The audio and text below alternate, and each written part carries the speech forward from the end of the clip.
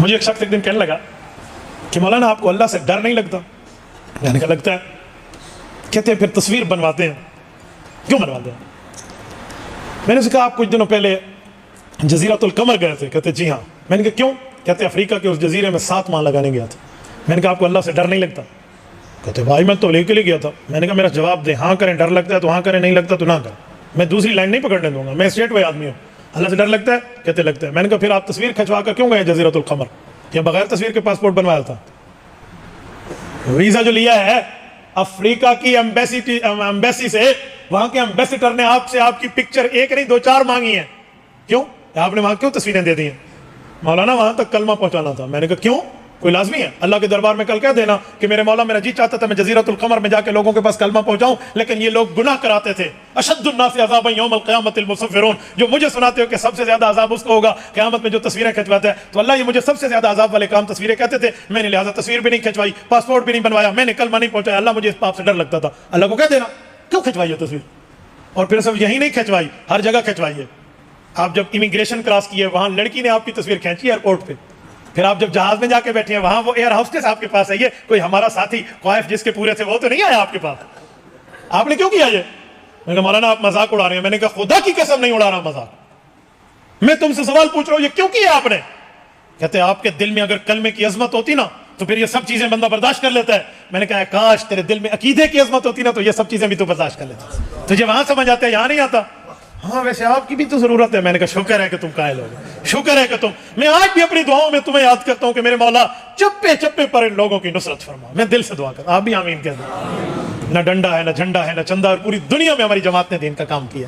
تو یار آپ میرے لیے دعا نہیں کر سکتے تو میرے خلاف تردیدی بیانات تو بند کر دیں.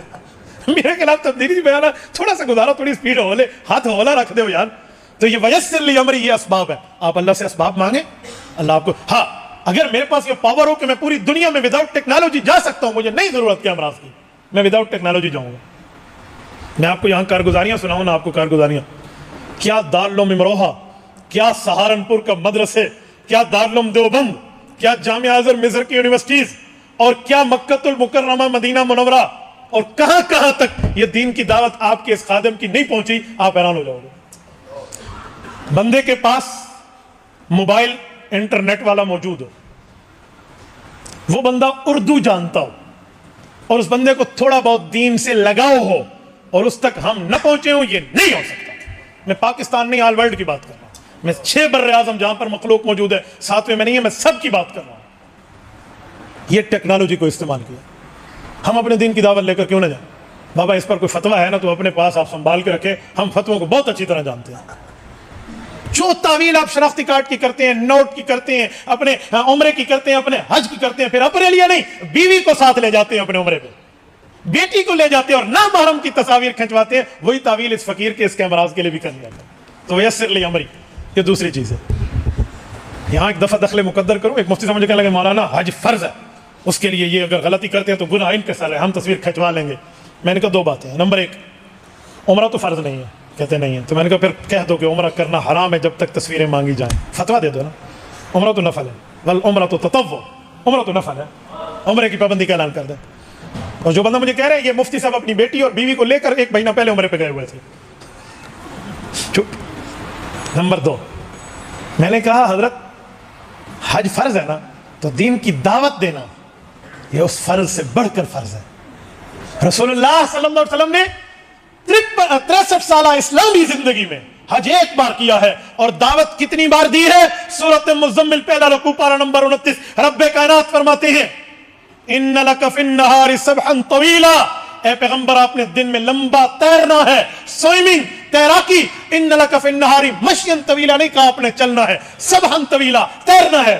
مکہ میں کوئی دریا نہیں ہے, مدینہ میں کوئی جھیل نہیں ہے, سوئمنگ پول نہیں ہے, تالاب نہیں ہے, نہر نہیں ہے. تیرا پیغمبر کہاں ہے؟ پیغمبر نے کہاں تیراکی کی ہے؟ ان لک فی النہار سبحا, نہیں سبحا طویلا.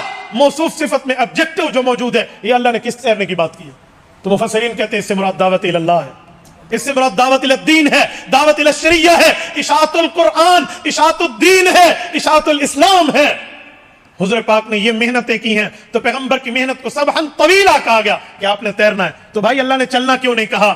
وہ کہتے ہیں چلنا اس لیے نہیں کہا کہ چلنے والا کبھی رکتا ہے، سسیاتا ہے، آرام کرتا ہے، لیٹتا ہے، پھر سفر میں چل پڑتا ہے، لیکن تیرنے والا نہ رکتا ہے نہ آرام کرتا ہے، مسلسل چلتا ہے۔ تو حضور پاک کو فرمایا گیا دعوت الدین میں کمی نہ کیجیے، مسلسل چلیے۔